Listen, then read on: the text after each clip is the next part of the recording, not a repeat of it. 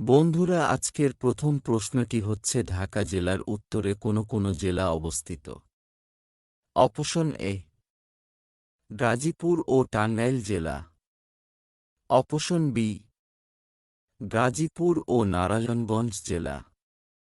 Option C Manikganj ও রাজবাড়ী জেলা। Option D Narayanganj ও রাজবাড়ী জেলা।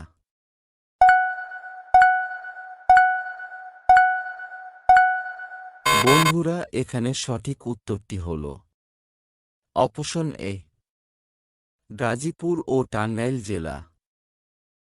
বন্ধুরা, আজকের দ্বিতীয় প্রশ্নটি হচ্ছে প্রথম বাংলাদেশের জাতীয় পতাকা কোথায় উত্তোলন করা হয়? অপশন এ রাজশাহী বিশ্ববিদ্যালয়। অপশন বি ঢাকা বিশ্ববিদ্যালয়।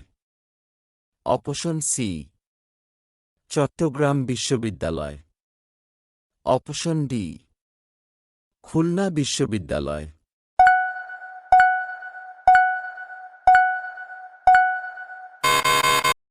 বন্ধুরা, এখানে সঠিক উত্তরটি হল অপশন বি ঢাকা বিশ্ববিদ্যালয়।